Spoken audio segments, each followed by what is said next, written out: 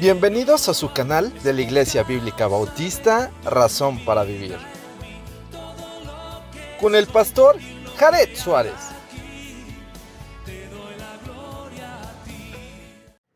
Vamos a orar. Señor y Padre nuestro, gracias por tu palabra, porque a través de ella somos tocados en nuestro corazón a hacer las cosas que tú has planeado desde la fundación del mundo. Y te rogamos, Señor, que hables a nuestro corazón, que podamos tener el entendimiento para poder no solamente saber, sino hacer para la gloria y la honra de tu bendito nombre. Señor, ponemos este tiempo en tus manos y en el nombre de Jesucristo. Amén. Vamos a tomar nuestro lugar. Y bien, si bien el capítulo es largo, son 58 versículos, no vamos a tratarlos todos, pero sí vamos a ver algunas cosas que son importantes. Una de ellas es que dice el Señor que aquel día salió Jesús de la casa y se sentó junto al mar, y se juntó mucha gente, y entrando él en la barca se sentó, y toda la gente estaba en la playa, y habló muchas cosas en parábolas. Una de las cosas que podemos aprender de estos primeros versículos es que el Señor nuestro Dios era un excelente pedagogo. Él sabía cómo enseñar, ¿verdad? Si usted va al mar, yo no conozco este mar, el mar de Galilea, sé que realmente es un lago, pero también está bajo el nivel del mar, junto con el mar salado, el mar muerto, y de alguna forma no sé qué tanto podría influir el viento, el oleaje y todo lo demás, pero una de las cosas que sí es que el aire con regularidad va del mar hacia la tierra. Y entonces, si uno habla en contraviento, no es oído, pero si uno habla a favor del viento, pues de alguna forma es mucho más escuchado. Y entonces usó esos principios el Señor, y de alguna forma Él quería ser escuchado. Y dice que Él habló muchas cosas por parábolas. Las parábolas son, de alguna manera, enseñanzas de lo conocido, pero para extraer aspectos espirituales. Entonces él utilizaba algo conocido, como el sembrador, como la labranza de la tierra, pero quería mostrar algo mayor, superior para nuestras vidas. Entonces dice, y aquí el sembrador salió a sembrar. Él, de alguna manera, lo que quiere decir es que el sembrador es Dios y la palabra es la semilla. Que esto de alguna forma lo vamos a ver un poquito más adelante. Pero vámonos al 10. Entonces, acercándose los discípulos, le dijeron: ¿por qué les hablas en parábolas? ¿Por qué no les dices las cosas en claridad? ¿Por qué no les dices que tú eres el Cristo, el Mesías prometido? ¿Por qué no les dices que naciste en Belén de Judea, que eres de la descendencia de David, aún en tu padre José y en tu madre María? ¿Por qué no les dices que tú eres el prometido? Y la respuesta es esta. Él respondiendo les dijo: porque a vosotros os es dado saber los misterios del reino de los cielos, mas a ellos no les es dado. Y entonces aquí nos hacemos una pregunta: ¿a unos sí y a otros no? Pues sí. Pero ¿cómo? Si dice la Biblia que de tal manera amó Dios al mundo que dio a su Hijo unigénito, para que todo aquel que en él cree no se pierda, mas tenga vida eterna. Y aquí entramos en la teología de Dios. Entramos un poco en cuestiones que a lo mejor no nos van a llevar a muchos lados, pero entramos en el asunto de predestinación, en el asunto de elección, entramos en el asunto de la mente de Dios. Ahora el apóstol Pablo en Romanos dice: ¿quién conoció la mente de Dios? Y la respuesta es, ¿cuál es la respuesta? ¿Quién conoció la mente de Dios? Nadie conoció la mente de Dios. Si conociéramos la mente de Dios, pues seríamos Dios. Nadie conoció la mente de Dios. Entonces, de alguna forma, uno pudiera pensar, bueno, si algunos están destinados al infierno, ¿entonces Dios es injusto? No, Dios nunca va a ser injusto. Les voy a decir por qué. Porque en realidad, todos todos merecemos el infierno. No hay justo ni aun uno. No hay quien haga lo bueno, no hay quien entienda, no hay quien busque a Dios. Todos se desviaron a una. Así que todos por naturaleza somos hijos de ira. Y de alguna manera Cristo rescató a algunos. ¿A quiénes rescató? A los que creyeron. A los que creyeron. Ese versículo que acabo de citar de Juan 3:16, porque de tal manera amó Dios al mundo para que todo aquel que en Él cree tenga vida eterna.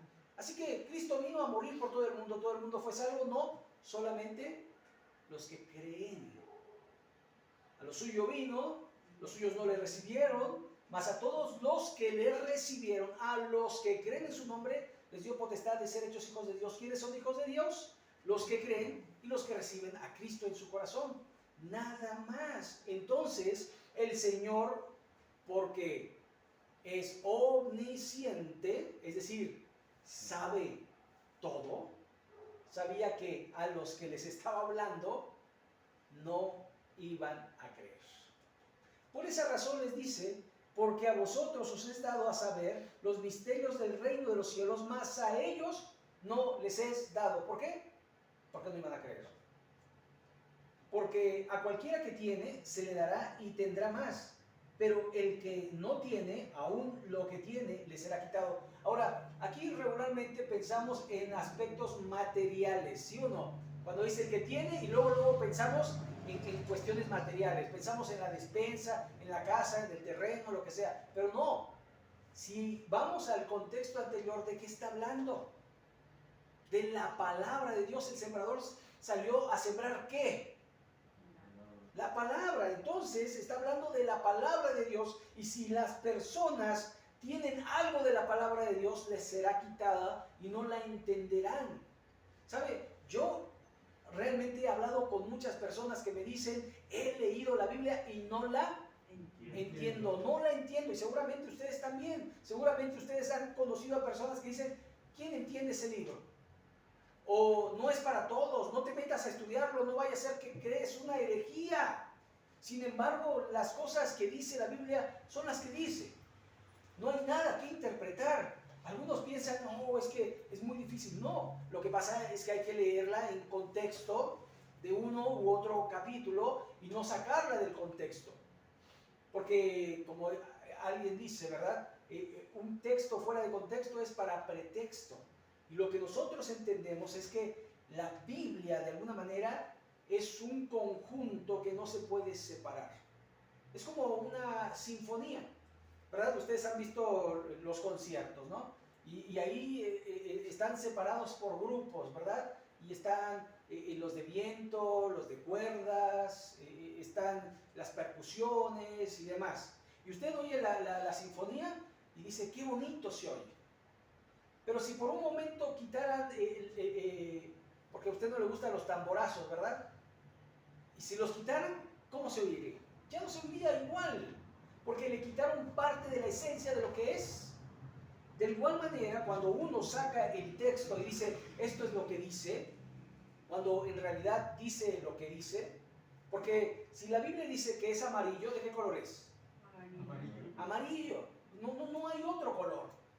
No hay otro color. A lo mejor usted podría pensar en tonalidades de amarillo, pero siempre será amarillo, ¿verdad? Porque a lo mejor uno pensó en amarillo fosforescente, otro apareció en un amarillo óxido, otro en un amarillo anaranjado o casi anaranjado, pero amarillo, ¿verdad? Y así podemos pensar en diferentes amarillos, pero el amarillo es amarillo, ¿ok? Entonces, de alguna forma, la palabra es así.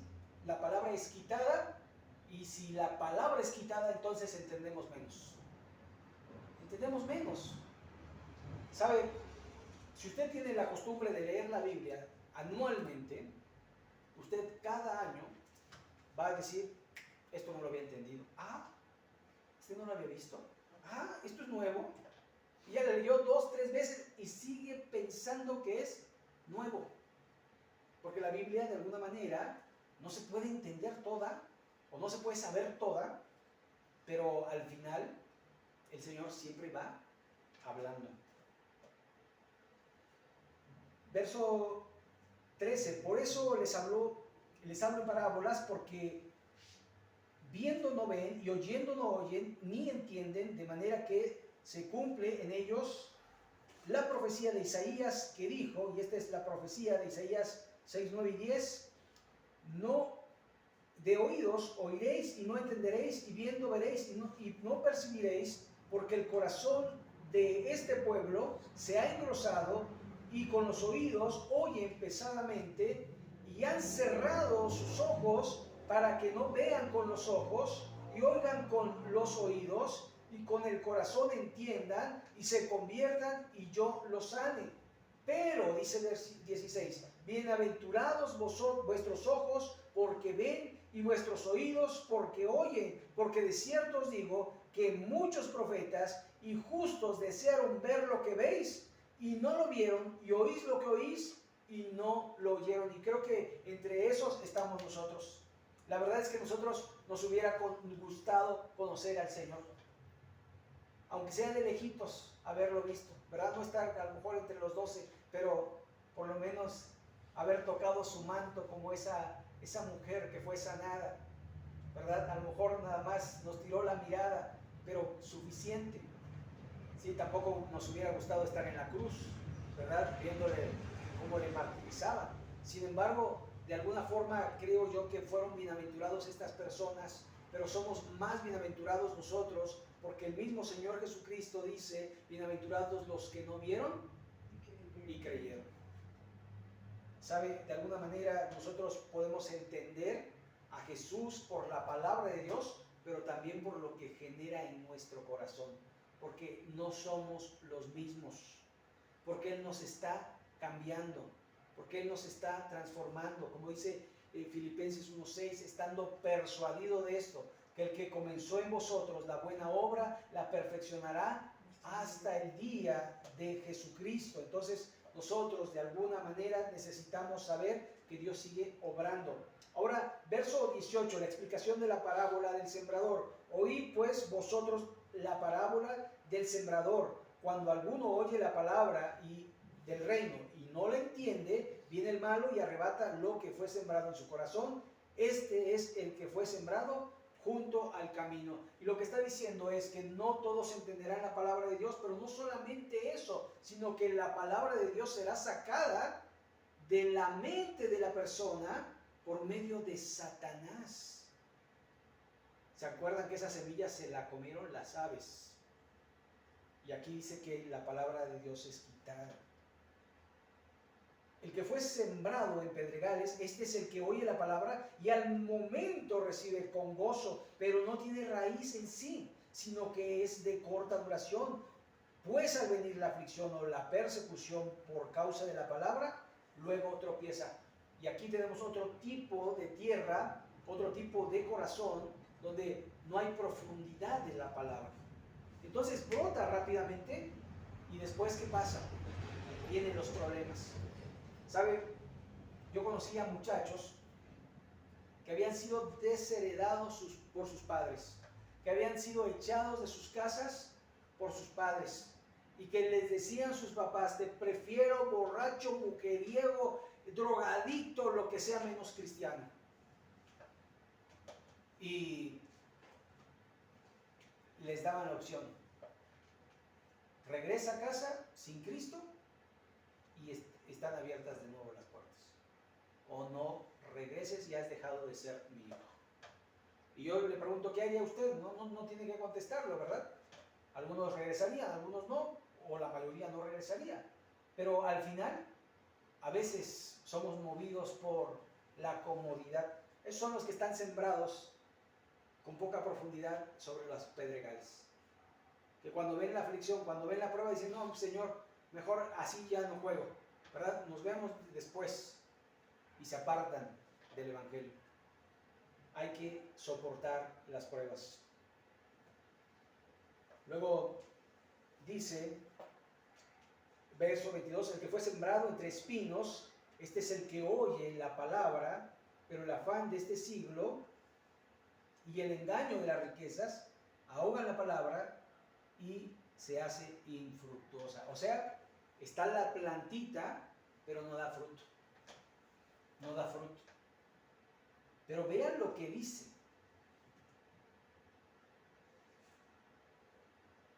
Pero el afán de este siglo y el engaño de las riquezas ahogan la palabra. Y entonces viene afanes y riquezas de este siglo. O sea, por los afanes y por las riquezas, la palabra de Dios se vuelve infructuosa. ¿Sabe? Pensar un poco en los afanes. ¿Qué es el afán? El deseo desmedido de, el tener o el querer tener el control de todo y de todos. Es una persona afanada. Y también una persona que quiere las riquezas, las quiere a como dé. Lugar no importa si miente, no importa si se sobaja, no importa si su dignidad se pierde, no importa nada. Lo que importa es las riquezas. Por lo tanto, se vuelve infructuoso. Recuerden, el pámpano que no lleva fruto será ¿qué? Cortado y echado al fuego. Es decir, tanto el que cayó en el camino, como el que cayó en pedregales, como el que cayó en los espinos, no son verdaderos creyentes. No son verdaderos creyentes. Sí saben de la palabra de Dios, sí han escuchado el Evangelio, tal vez hayan hecho una oración de arrepentimiento, pero si no hay arrepentimiento, ¿de qué sirve? Entonces, no son cristianos, no son verdaderos hijos de Dios.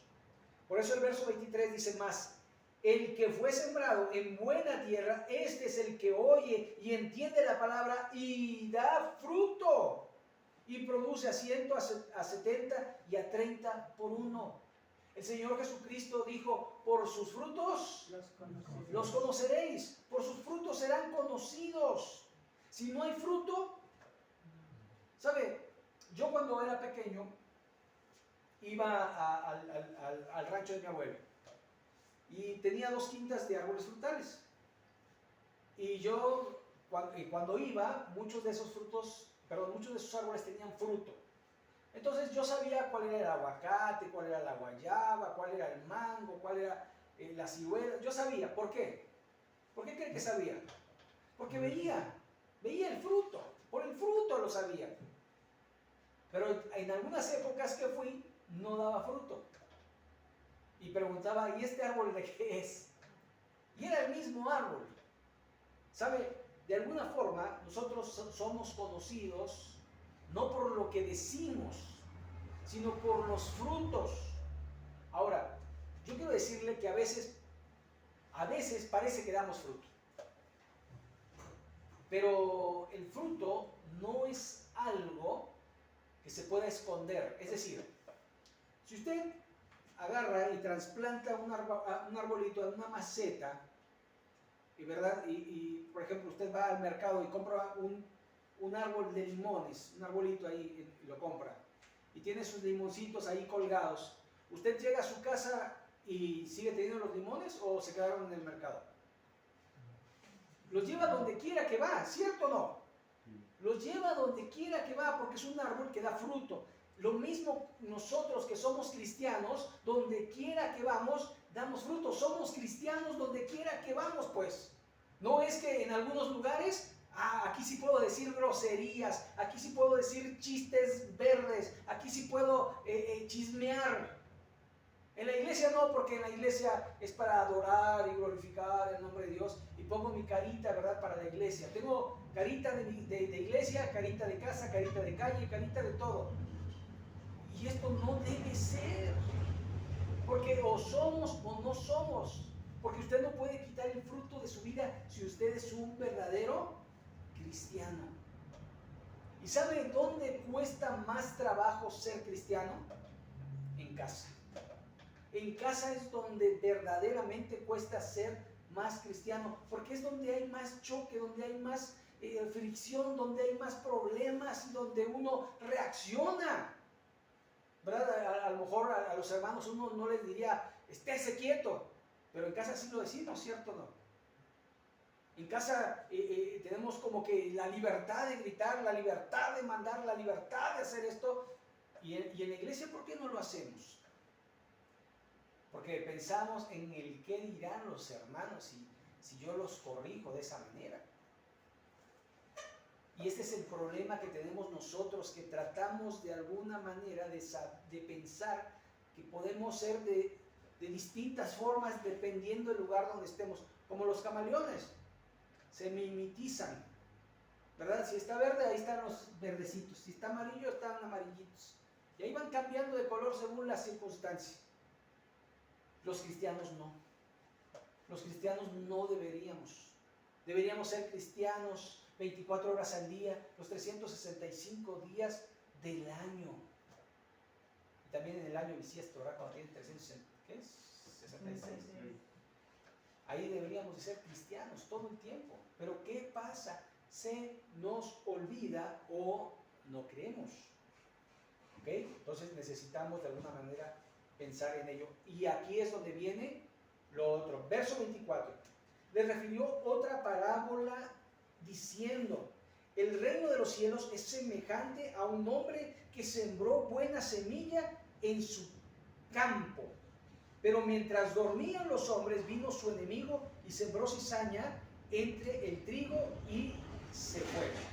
Ahora, si usted conoce un poco de la agricultura, ¿verdad? Allí puede ir al campo y ve que en nuestro México agarran un burro y le ponen un arado y el burrito ahí lo van llevando, o un buey o algún otro animal de carga. También usan caballos, mulas, etcétera, etcétera.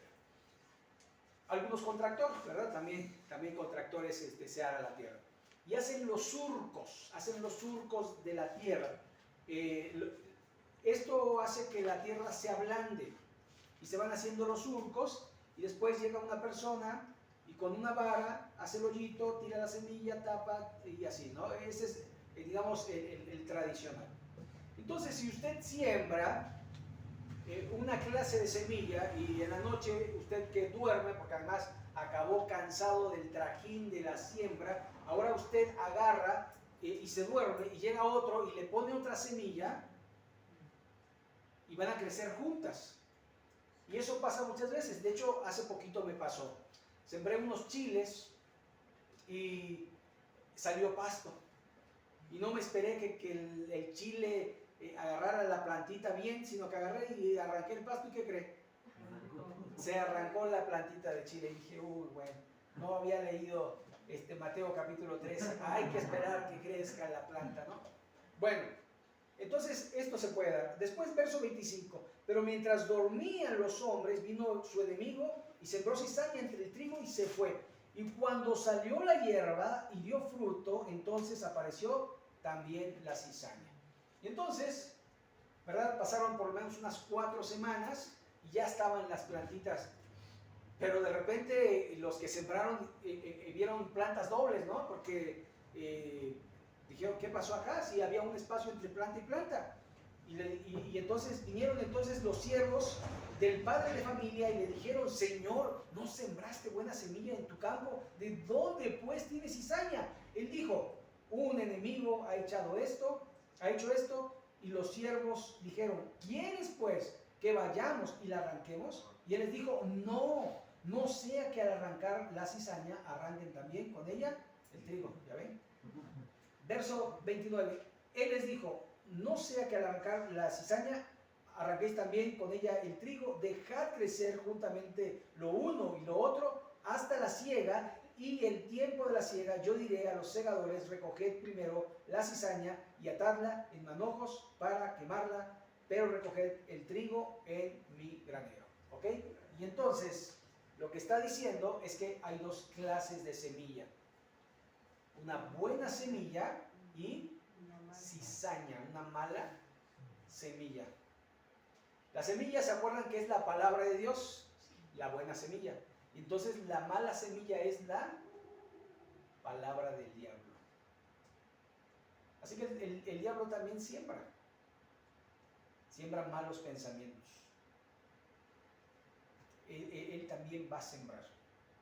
Y te va a decir, no importa, ya eres salvo.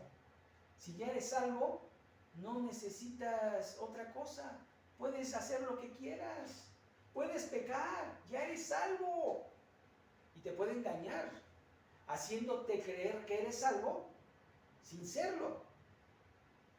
Y de eso se trata este texto. ¿Por qué? Vea, digamos, la explicación de esto es el verso 37. El que siembra la buena semilla es el Hijo del Hombre. El campo es el mundo. Y la buena semilla son los hijos del reino. Y las cizañas son los hijos del malo. Entonces ahí tienes a dos tipos de personas, buenos y malos, pero que parecen ser lo mismo. Una de las características de la cizaña es que es idéntica al trigo. Idéntica al trigo. Y cuando crecen, uno no puede distinguir cuál es trigo y cizaña, a no ser que sea uno conocedor de ello, ¿verdad? A lo mejor si usted es campesino y dice, este es cizaña, este es trigo. Pero si uno no lo conoce, usted las ve igualitos. Solo que cuando maduran, el trigo lleva fruto y la cizaña no. La cizaña queda siempre espigadita, siempre derechita, pero si usted ha ido a un campo de trigo, el trigo se ondea porque el fruto pesa y están así como que ondeados hacia un lado. Y esto quiere decir que la buena semilla, los hijos de Dios, dan fruto y los hijos del malo no dan fruto. Por eso le decía que los otros que no daban fruto, el que fue sembrado en el camino, el que fue sembrado en pedregales, el que fue sembrado en los espinos, no son hijos de Dios, no son cristianos porque no dan fruto. Por sus frutos seremos conocidos. Así que de alguna manera tenemos que pensar y ver lo que dice el contexto de la palabra de nuestro Dios. Vea el verso 39, el enemigo que sembró, ¿quién es? El diablo. La siega es el fin del siglo y los segadores son los ángeles. ¿Sabe? En un momento la iglesia será llevada, pero muchos serán dejados. Muchos. Y a veces cuando uno ve las películas, hay una película que se llama Dejados Atrás, que habla del arrebatamiento. Y está chistoso, ¿no? Porque el pastor se queda, ¿verdad? Bueno, uno de los pastores se queda ahí en la película, ¿no? Y las familias son separadas, ¿verdad? Se va la mamá, la hija, se queda el esposo y así, ¿no?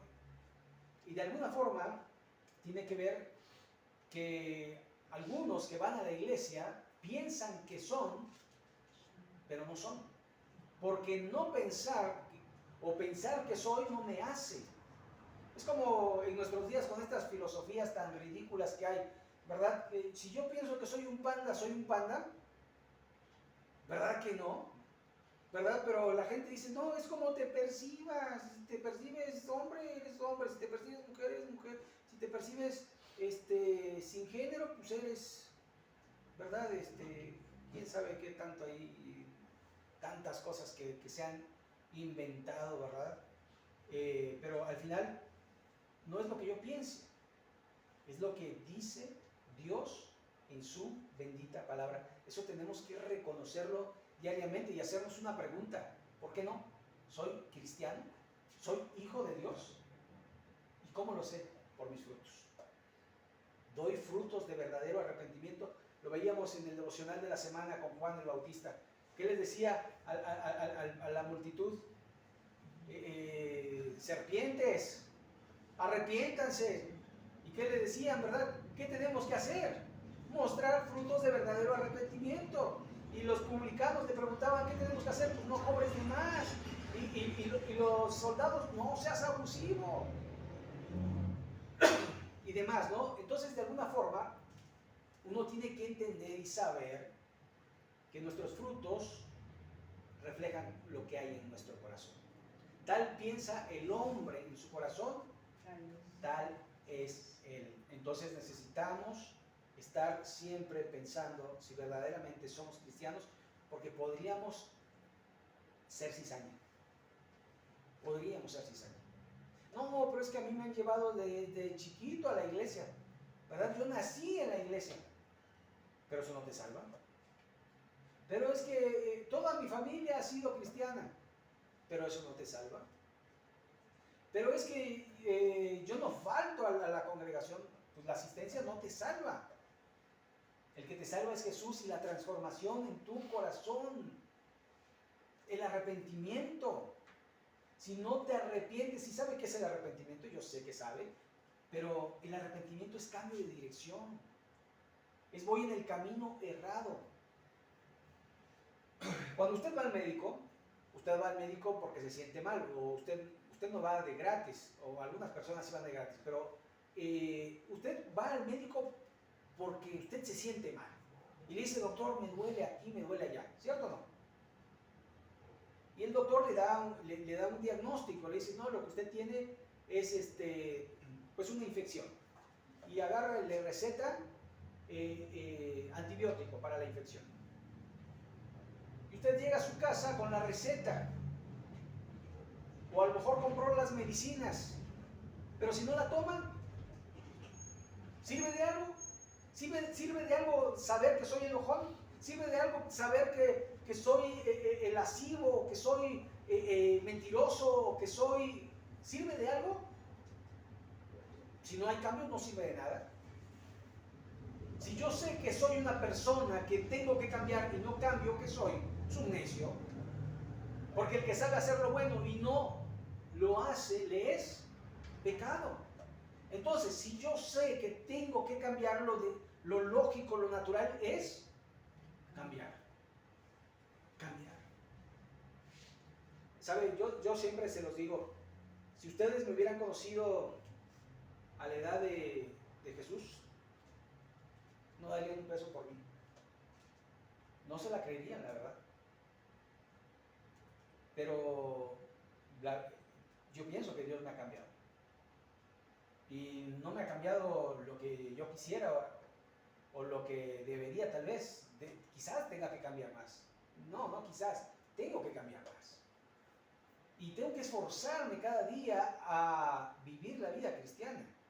Porque la vida cristiana no es algo que se da por automático. Soy cristiano y como un reloj de cuerda, ¿verdad? Y ahí va marchando. Pero el reloj de cuerda necesita cuerda de repente, ¿no? Necesitamos mantenernos en la Biblia, mantenernos en Jesús, mantenernos en la mentalidad de que necesitamos de Dios para poder hacer. Por eso el apóstol Pablo decía, el que piense estar firme, mire que no caiga, es decir, cuídese de que no se vaya a caer, de que no vaya a tropezar, de que no vaya a pecar. De alguna manera necesitamos estarnos cuidando todos los días. Voy a regresar un poco al verso 31, la parábola de la semilla de mostaza. Dice, otra parábola le refirió, el reino de los cielos es semejante al grano de mostaza que un hombre tomó y sembró en su campo, el cual a la verdad es la más pequeña de todas las semillas, pero cuando ha crecido es la mayor de todas las hortalizas y se hace árbol de tal manera que vienen las aves del cielo y hacen nido en sus ramas. Y está hablando de una pequeña semilla, una semilla la más pequeña de todas y que se hace un árbol. Y esto habla, dice, del reino de los cielos. Esto habla de la iglesia. No habla del reino de Israel, habla de la iglesia. Entonces, desde que Cristo sembró la semilla, el árbol ha ido creciendo y nos hemos añadido a ese árbol miles y miles de cristianos. Por eso en el cielo Juan ve a millones de millares allá en el cielo, porque muchos han sido salvados a través de las generaciones. Y entonces lo que está diciendo es que cada vez se van a ir añadiendo más hasta que vengan los ángeles y se lleven a los hijos de Dios. Recuerde, el reino celestial, valga la redundancia, es celestial, no es de esta tierra. Cuando uno dice celestial se refiere al cielo. Entonces algunos piensan, ¿verdad? por ejemplo, los testigos de Jehová, piensan que el reino será acá en la tierra y ponen a las familias completitas, ¿verdad? Mamá, papá e hijos, y después tienen al león y al corderito, ¿verdad? Ahí lo tienen. Pero eso no es para la iglesia. Eso es para Israel. ¿La iglesia dónde está? En los cielos. No decimos que vamos a los cielos. No decimos, cuando se muere una persona, ¿dónde se va? Al cielo. Porque el reino de los cielos es celestial. Cuando Lázaro, que nos lo dice el Señor Jesucristo en Lucas capítulo 16, murió, ¿a dónde se fue? Al seno de Abraham, al cielo. El que fue crucificado al lado de Jesús le dijo, de cierto, te digo que hoy estarás conmigo, ¿en dónde?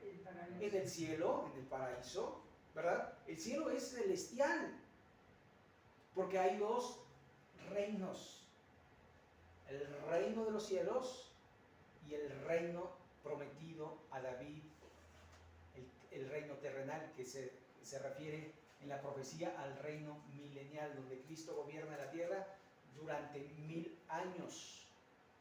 Pero existe una Jerusalén terrenal y existe una Jerusalén celestial. Nosotros somos del cielo, por eso Pablo nos ve sentado en los lugares celestiales con Cristo, no acá en la tierra. Algunos piensan, ¿verdad?, que cuando llegan al cielo van a estar todos juntos en familia. Pero ¿sabe qué? Nuestra familia es esta, la iglesia. Y en el cielo, la familia terrenal no estará completa, pero la familia espiritual, los que son verdaderamente salvos, sí estarán en el cielo. Es más, usted puede pensar en familia que se va a ir al infierno, ¿cierto o no? Usted puede orar, o usted está orando por familia que no conoce a Cristo, que no quiere reconocer que Cristo es el Señor. Pero los que son creyentes, ellos sí van a ir al cielo. Verso 33, otra parábola les dijo: el reino de los cielos semejante a la levadura que tomó una mujer y escondió en 3 medidas de harina hasta que fue leudado. Verso 44, además el reino de los cielos es semejante a un tesoro escondido en un campo en el cual el hombre halla y lo esconde nuevo, y gozoso por ello va y vende todo lo que tiene y compra aquel campo. Imagínese que usted agarra y va allí caminando en un campo y se le ocurre, ¿no?, o por alguna razón escarba y se encuentra un tesoro y es grande y no lo puede sacar, ¿no? Algunos excavaron y encontraron petróleo y lo taparon y fueron y compraron el predio, y no aquí en México, en Estados Unidos, ¿verdad? Porque acá usted encuentra el petróleo y le quitan su terreno. Allá no, allá es de usted y usted puede hacer muchas cosas, pero acá esto de alguna manera sucede, ¿no? Que si usted encuentra en un terreno ajeno un tesoro, usted no lo puede sacar, porque entonces estaría invadiendo propiedad ajena, usted estaría robando. Pero si usted agarra y dice, bueno, yo ya sé que acá hay un tesoro, y vende todo lo que tiene, y junta y le dice al dueño del terreno, le compro su terreno, se lo compro, mire, le doy todo lo que tengo, y más.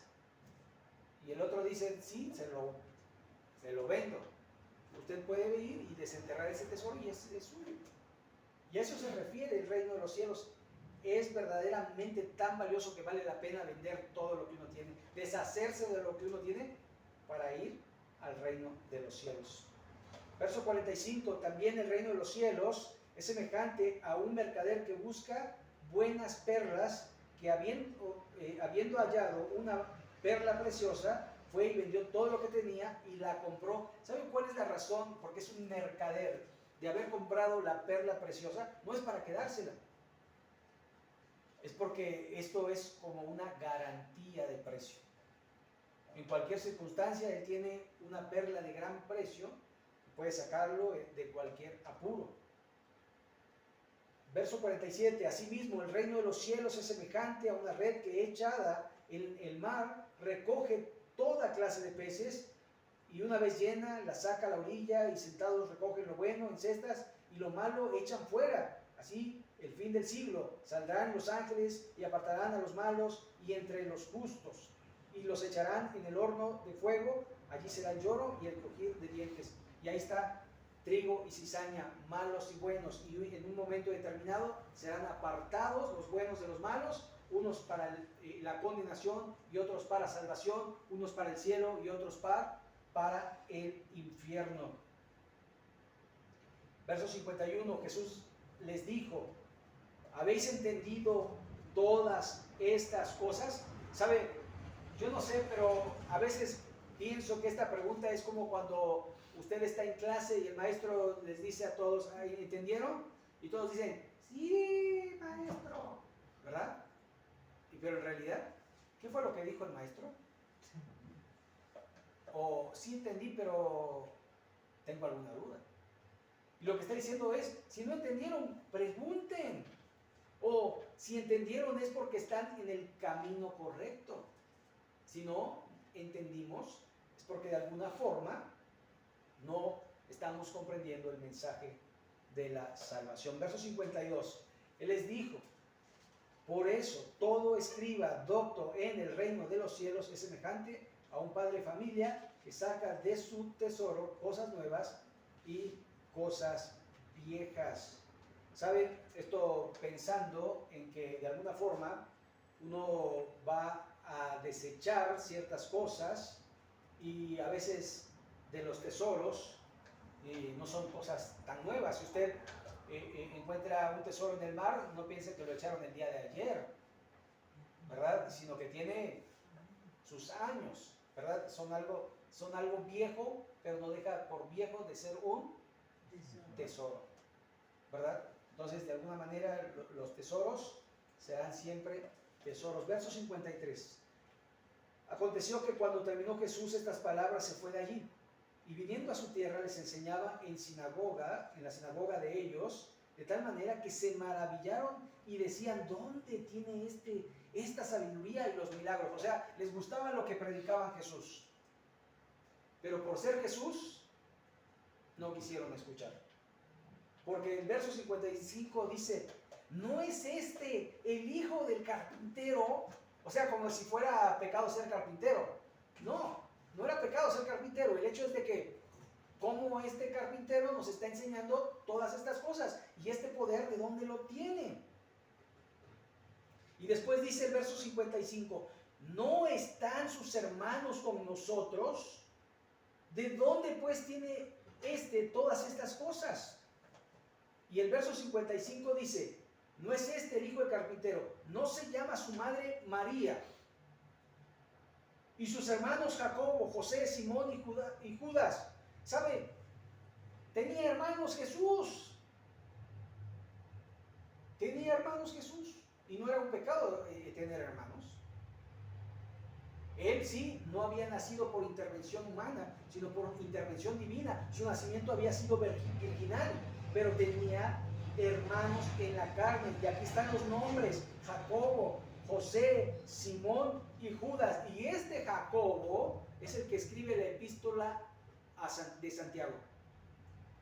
Cuando ustedes ven ahí a los expatriados, el que dice: tened por sumo gozo cuando os halléis en diversas pruebas, pues es un hermano, medio hermano de nuestro Señor Jesucristo. Ahí están. Y después dice el 56: ¿no están todas sus hermanas con nosotros? Es decir, no solamente tenía hermanos, sino también tenía hermanas. O sea, que María había dejado de ser virgen, porque no puedes tener hijos de ninguna otra forma que por el medio natural. Y Jesús sí había nacido de manera virginal. María fue virgen hasta que nació Jesús, porque recuerden lo que dice el Evangelio de Mateo al principio, y dice: y José no conoció a María hasta que el niño nació. Recuerde, las relaciones sexuales dentro del matrimonio no son pecado de ninguna manera, y tener hijos es una bendición. Y José y María, aquí en la palabra de Dios dice que tuvieron otros hijos, y aquí están sus nombres: Jacobo, José, Simón y Judas. Y no están sus hermanas con nosotros, y no se refería a la nación o al pueblo de Israel, era a su familia en la carne. Sabemos que Jesús fue engendrado por el Espíritu Santo, pero los hermanos de Jesús fueron engendrados por José. Y aquí hay algo que también tenemos que de alguna manera notar. José, el padre adoptivo de Jesús, no es mencionado porque probablemente para esta fecha José ya haya muerto.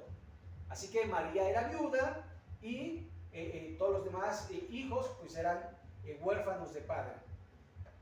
Verso 57, y se escandalizaban de él, pero Jesús les dijo, no hay profeta sin honra, sino en su propia tierra y en su casa. Es decir, cuando uno de alguna manera habla a los de su familia por regularidad no quieren escuchar. Pero uno no se debe preocupar por eso, porque uno hizo lo que tenía que hacer, porque el que convierte no somos las personas, sino es Dios. Y recuerde, no todos serán salvos, sino el que cree, el que se arrepiente, el que verdaderamente da fruto de arrepentimiento para la gloria y la honra de Dios. Recuerde, hay hijos de Dios e hijos del diablo. El que tiene al Hijo tiene la vida, y el que no ya ha sido condenado. Así que de alguna manera uno tiene que preguntarse, ¿soy hijo de Dios o soy hijo del diablo? No puede ser hijo de Dios y hijo del diablo al mismo tiempo. ¿Quiénes son hijos de Dios? Los que tienen a Cristo en su corazón, los que se arrepienten y buscan hacer su voluntad. ¿Quiénes son los hijos del diablo? Simplemente los que hacen su voluntad y no la voluntad de Dios. Verso 58. Y no hizo allí muchos milagros a causa de la incredulidad de ellos. Para que Dios haga un milagro de transformación en la vida de una persona, se requiere de fe. Porque sin fe es imposible agradar a Dios. Porque es necesario que el que cree en Dios crea que también es galardonador de los que le buscan. Así que de alguna manera, allí está. El que tiene el Hijo tiene la vida, y el que no ha sido condenado. Vamos a orar, vamos a concluir. ¿Nos podemos sentir, por favor? Bendito Padre Celestial, gracias te damos por tu palabra, gracias porque pues tú nos recuerdas que somos tus hijos, no por obras de justicia que nosotros hubiésemos hecho, sino por el lavamiento en el Espíritu, porque tú nos has dado un espíritu nuevo, un espíritu de poder, de amor y de dominio propio.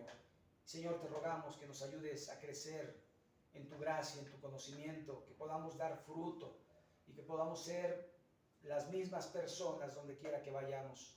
Danos, Señor, sabiduría, entendimiento, y ayúdanos a hacer luz donde quiera que vayamos, y que tu nombre se glorifique a través de nuestras vidas.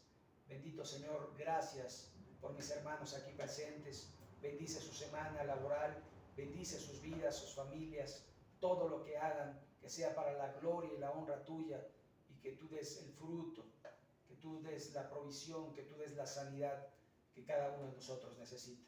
Señor, estamos en tus manos, y en el nombre de Jesucristo. Amén.